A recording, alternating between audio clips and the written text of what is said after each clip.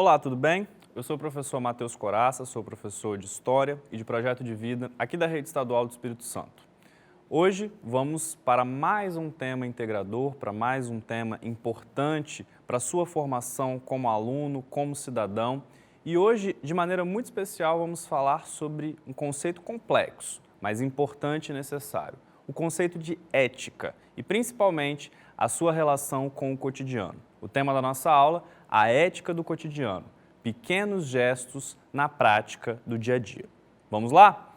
Pois bem, pessoal, quando falamos em ética, estamos sempre nos referindo a uma situação em que precisamos agir com responsabilidade em relação à nossa realidade cotidiana. Quando pensamos, por exemplo, em um indivíduo que é ético ou quando pensamos em uma situação que deve ser ética, sempre vem à nossa mente aquele conceito, do que é correto, do que é o certo a ser feito.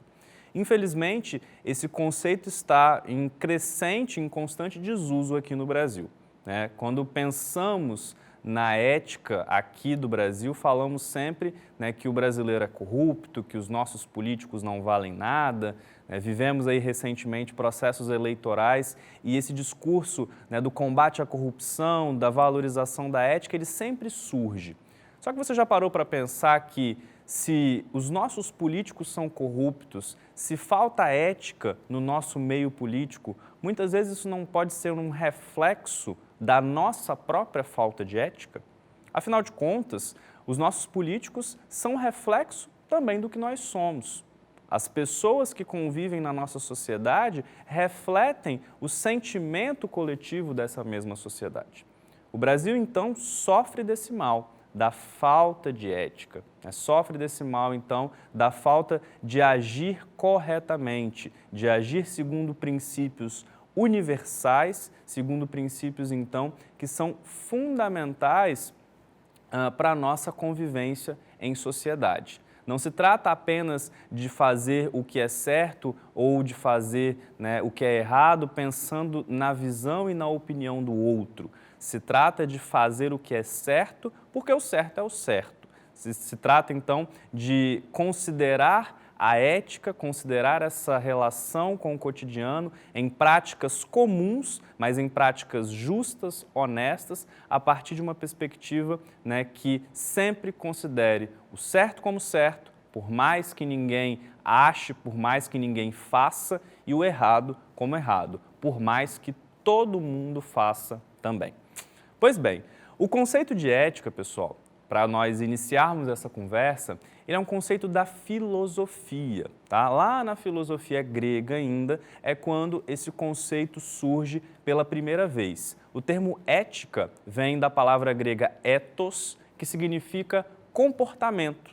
Então, muitas vezes, o estudo da ética ele vai ter uma relação com a análise do comportamento humano, a análise das atitudes humanas. E atitudes que não necessariamente são justas ou são honestas, atitudes no sentido mais amplo. Com o passar do tempo, esse conceito foi se aproximando de um termo latino, lá no Império Romano, que é o termo mores. Mores significa, então, a moral, o comportamento que é acompanhado ali do ser humano e que se dirige para a justiça. Então, a moral sempre tem a ver com aquelas atitudes práticas que se dirigem à honestidade, à justiça e às virtudes, principalmente. No entanto, para a gente não filosofar demais, e a ideia aqui é falar sobre a ética no cotidiano, eu trouxe para vocês a referência, então, de um professor de ética, um professor aposentado da Universidade de São Paulo, mas que se tornou um dos grandes palestrantes aí do Brasil, fazendo trabalhos aí para empresas, participando de lives durante esse período de pandemia, por exemplo. E esse professor, de nome Clóvis de Barros Filho, fala então sobre o conceito de ética de uma maneira prática, de como então esse conceito se aplica à nossa realidade e ao nosso cotidiano, como que esse conceito então se estrutura e se faz presente todos os dias na nossa vida. Vamos ver esse vídeo e aí você vai entender, compreender melhor esse conceito e essa noção de ética no seu dia a dia. Vamos lá? Ética não é uma tabela pronta. Uma tabela das condutas elencadas, todas as condutas humanas em 2 colunas. Pode, não pode, pode, não pode. E o professor de ética, aquele que talvez tenha decorado a tabela. Partimos da premissa de que essa tabela não existe e, se existisse, ela estaria caduca no dia seguinte. Porque no dia seguinte estaríamos diante de situações inéditas que teriam tornado a tabela obsoleta. Razão pela qual acreditamos que ética tem a ver com liberdade. A possibilidade que temos de escolher como queremos conviver. A ética parte de uma premissa. A nossa convivência pode ser diferente do que ela é. E, portanto, a nossa convivência pode ser melhor do que ela é. A ética é a inteligência compartilhada a serviço do aperfeiçoamento da convivência. As formigas, por exemplo, também convivem, mais intensamente do que nós, talvez. E todos sabemos como as formigas convivem. Quase todas elas trabalham 24 horas, 2 ou 3 não fazem nada e ficam com tudo. Estranhíssima a convivência entre as formigas. Só que no caso do formigueiro tem que ser assim. As formigas são regidas pela sua natureza, são escravas do seu instinto e não podem conviver diferentemente. Um formigueiro na Idade Média funcionava como funciona um formigueiro hoje. Mas no nosso caso, por mais que não possamos nos orgulhar muito da nossa convivência, temos um alento. Ela pode ser diferente do que ela é. E cabe a nós a tarefa de refletir, de pensar conjuntamente, de argumentar dentro de um grande espaço de diálogo para aperfeiçoá-la dia a dia, para que amanhã seja melhor do que hoje. Ética é porque há liberdade. Se abrirmos mão da liberdade de fazer a sociedade que queremos, teremos também aberto mão da ética.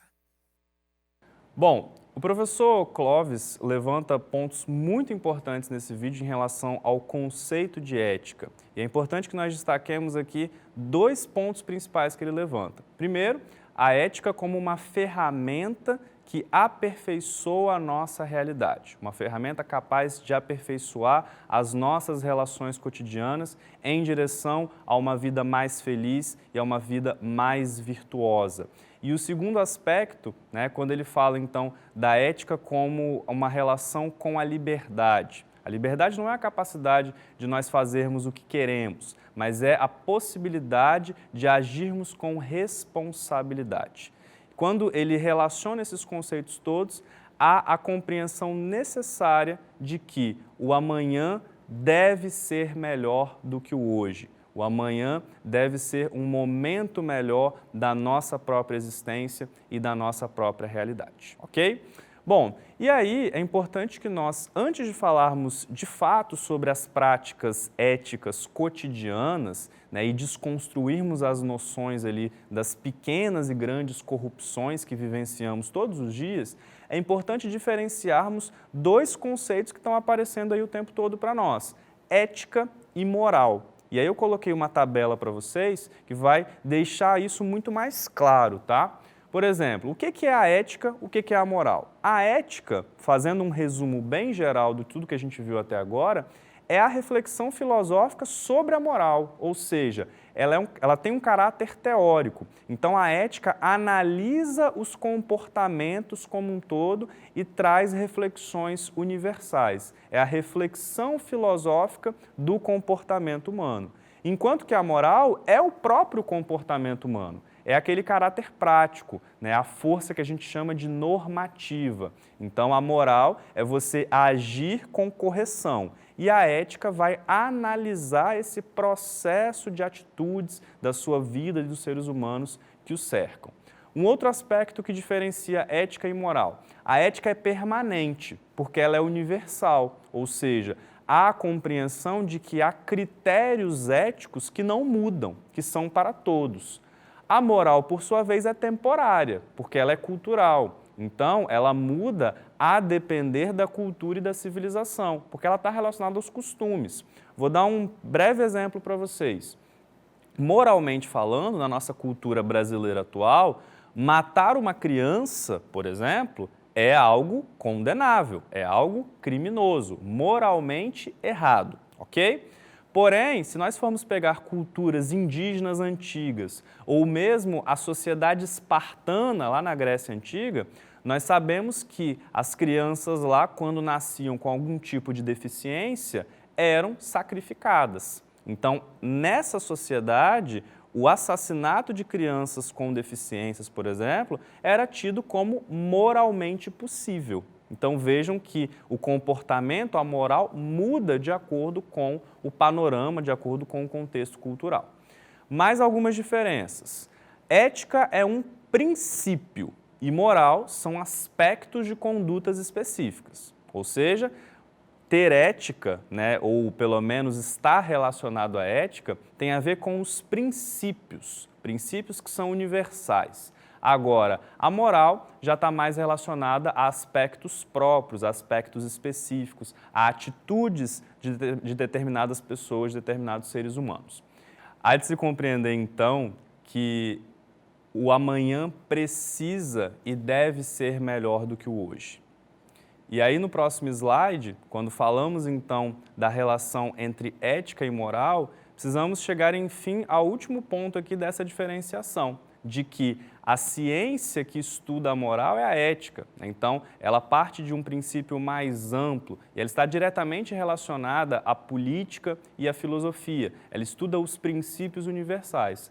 A moral, por sua vez, já está relacionada aos hábitos e costumes de determinados grupos sociais. Então, ela analisa questões mais práticas, enquanto a ética, né, se debruça sobre essa universalidade de princípios que se dirigem à justiça, à verdade, à honestidade e a uma vida mais virtuosa e mais feliz, ok? Então, alguns pontos aí de diferenciação para ficar uma abordagem bem mais clara para a gente nesse momento.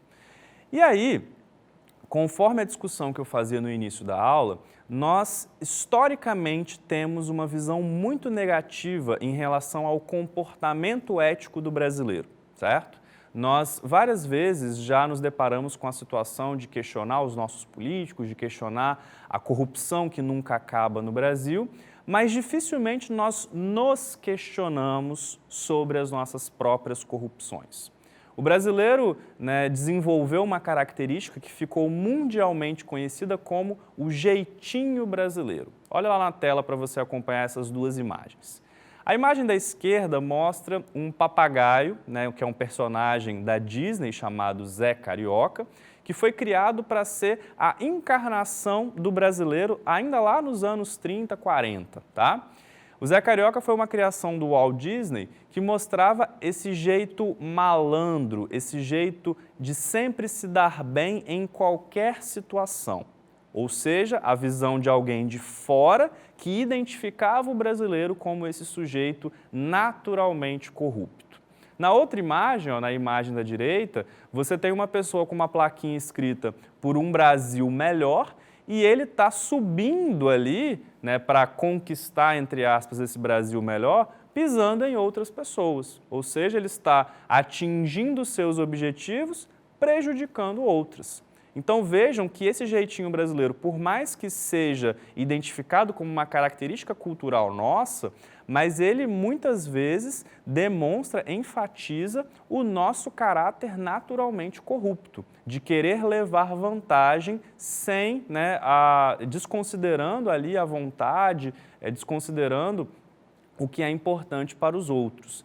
Esse conceito precisa urgentemente ser desconstruído, uma vez que uma pessoa que é lembrada pelo jeitinho brasileiro, uma sociedade que é lembrada pelo uso dessa prática constante, é uma sociedade fadada a ser eternamente compreendida como uma sociedade corrupta. Então, precisamos abolir essa prática. O jeitinho brasileiro tem que ser um jeitinho acolhedor, né, que respeita a diversidade, que respeita as diferenças, mas sem caminhar para esse lado de levar vantagem, não importam as consequências, ok?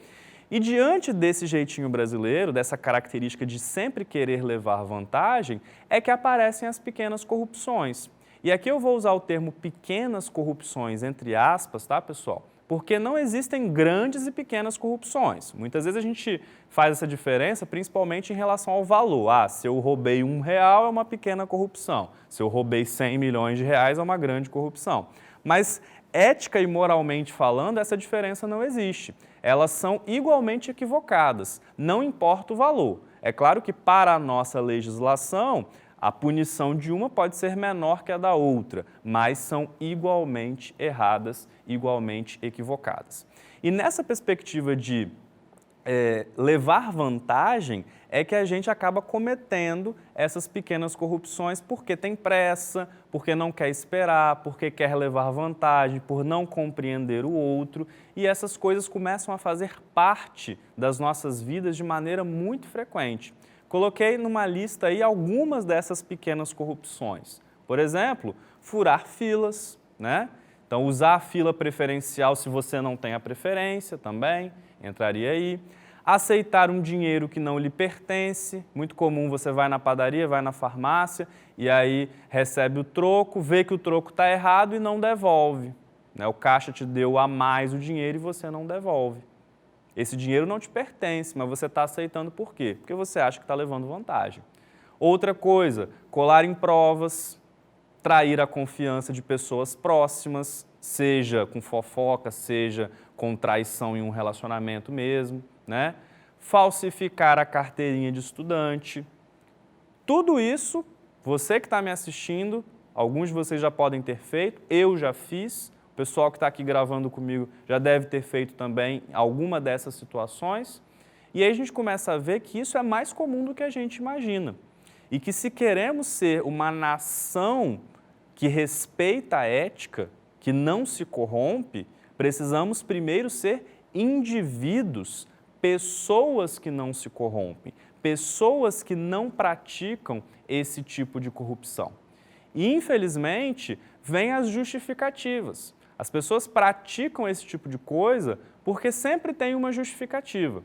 E aí eu coloquei uma charge aqui para vocês, ó, que mostra claramente como que há sempre uma justificativa, há sempre uma explicação para essas pequenas corrupções. Por exemplo, ó, Maria joga o papel de bala no chão, joga o lixo no chão. E a justificativa dela é que é pequeno, não vai fazer diferença se eu jogar. O Chico estaciona na vaga preferencial de idoso ou de deficientes. E aí ele fala assim, é rapidinho, eu só vou ali comprar uma coisa, não vai demorar. O João fura fila na balada, né? Ninguém está vendo, é a justificativa.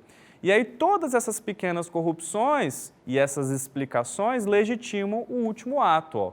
O Tonho desvia o dinheiro público para a sua conta na Suíça. E ele fala que é só um pouquinho que ele está desviando.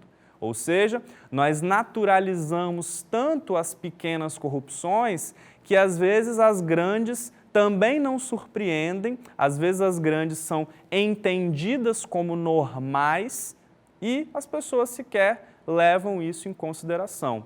Não podemos nos habituar à falta de ética, pessoal. Não podemos viver num país e viver numa sociedade que aceita passivamente que as pessoas sejam corruptas, que as pessoas sejam irresponsáveis, que as pessoas sejam desonestas. Precisamos, pelos nossos princípios, pelas nossas atitudes cotidianas, tá? Cotidianas, todos os dias, valorizar princípios de ética e de moral, do que é certo, do que é errado, né? E estar com isso muito claro. E não só nos nossos atos, e aí eu sempre gosto daquela frase que diz o seguinte, né, que o discurso ele levanta, mas o exemplo arrasta. Então, se você, por exemplo, não é uma pessoa ética, como é que você vai exigir que as outras pessoas sejam? Como é que eu vou exigir dos meus filhos, como é que eu vou exigir da minha família uma postura correta se eu não tenho a mesma postura? Então, é necessário dar o exemplo.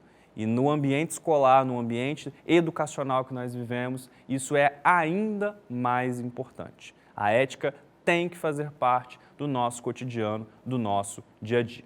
Ok?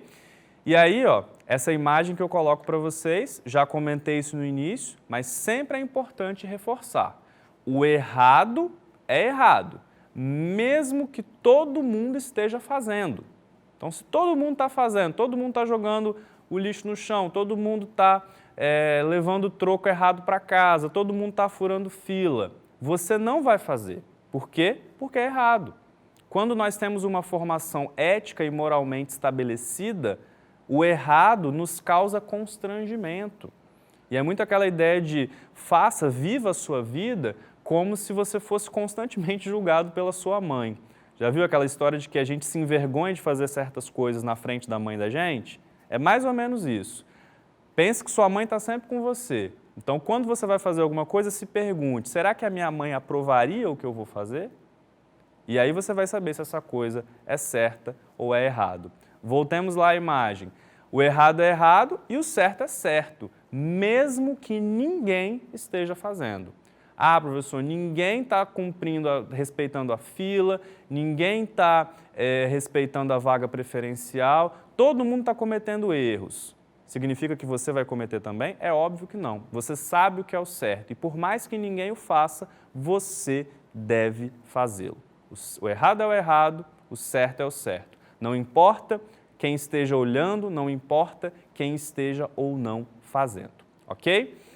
E aí, caminhamos então para o final dessa nossa aula. Apontei já essas pequenas corrupções, apontei a importância de não as praticarmos, mas lembremos sempre que a ética, né, que a moral, que esses comportamentos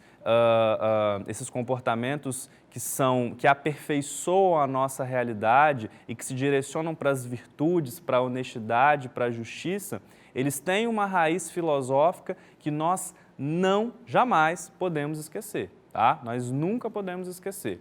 Lá na Grécia Antiga ainda, quando o conceito de ética surge, um dos primeiros filósofos a tratar dele foi o Sócrates. E o Sócrates deixou uma frase para nós que nós vamos guardar e que vai ser a reflexão final dessa nossa aula. Ele diz o seguinte: uma coisa posso afirmar e provar com palavras e atos. Nos tornamos melhores se cremos que é nosso dever seguir em busca da verdade desconhecida. 2 pontos a serem destacados nessa frase. Primeiro, ele fala que é preciso provar com palavras e atos. Então não adianta termos apenas um discurso ético e não termos atitudes éticas. E segundo, nós nos tornamos melhores quando nos dirigimos para a verdade. Esse deve ser sempre o nosso objetivo, esse deve ser sempre o nosso ideal. Alcançar a verdade, doa a quem doer. Alcançar a verdade, por mais que ela seja incômoda, porque a verdade, acima de tudo, liberta e faz de nós pessoas infinitamente melhores. Eu espero, então, que essa nossa abordagem tenha chegado aí na sua casa, né, de maneira tranquila, que você tenha absorvido essas informações e que se coloque agora a refletir. Será que eu posso ser uma pessoa mais ética no meu cotidiano, na minha realidade? É isso que eu quero que você pense. Galera, obrigado pela sua atenção. Muito feliz em estar aqui compartilhando esses conhecimentos com vocês. Espero que nos reencontremos numa próxima oportunidade. Tchau, tchau!